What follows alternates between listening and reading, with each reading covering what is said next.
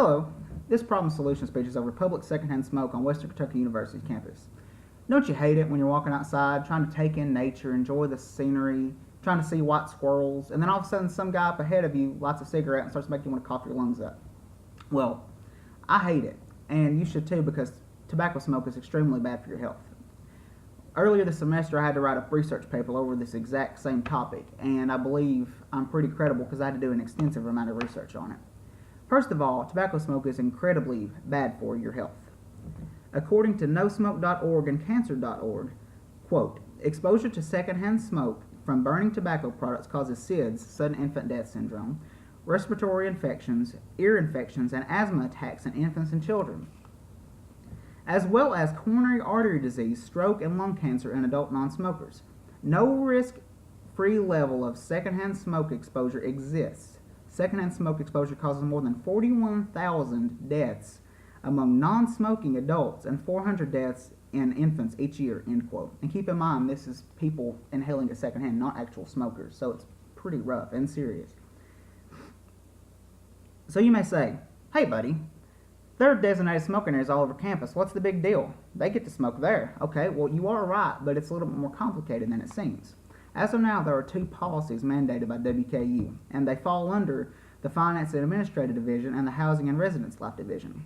The policy belonging to the F&A Division states, quote, in accordance with state fire and insurance regulations, it is a university policy that smoking is prohibited inside buildings and all other areas designated by no smoking signs, end quote, and that, quote, signage will indicate appropriate designated smoking areas adjacent to university buildings, end quote. Okay, now, besides the fact that this only includes WKU employees and not Marlboro Maxwell walking around the street smoking a cigarette, the 30 approved designated smoking areas, 14 of them are located directly outside entrances and exits to the buildings they're assigned to.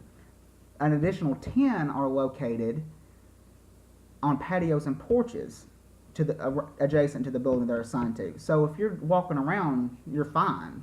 You're free from smoke. But if you want to go inside a building or outside of a building, then you're just out of luck, because that's what those designated smoking areas are. They're right outside the exits and entrances, so you're just out of luck. So the rest are located in dock areas where they unload and pack and ship supplies. The smoking policy held by the Housing and Residence Life Division simply states, quote, all residence halls are smoke-free. Students who choose to smoke outside must stand at least 30 feet away from the building or go to the designated areas.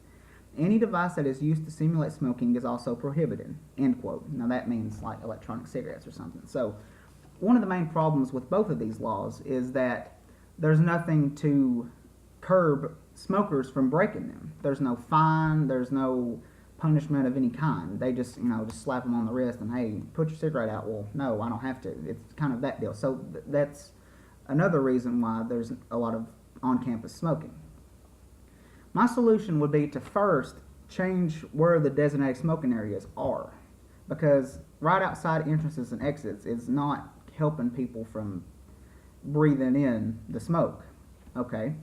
Another solution would be to make it all-encompassing, the policy, so that it doesn't just affect WKU employees and affects Marlboro Maxwell, like we talked about earlier, and it includes all people on campus. Another thing that needs to be instituted is a fine to curb people, like I said earlier, from breaking these laws. So that's what needs to be done. I believe also that this could be presented before the Student Government Association, the SGA, and then they could take it up to the school board. So I think it would be very easily implementable through that route.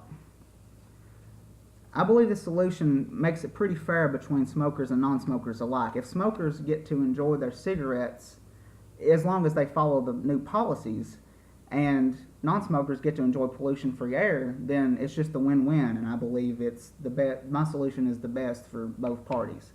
So, in conclusion, public secondhand smoke is a very serious issue on campus and needs to be addressed post-haste, and I believe that's about it.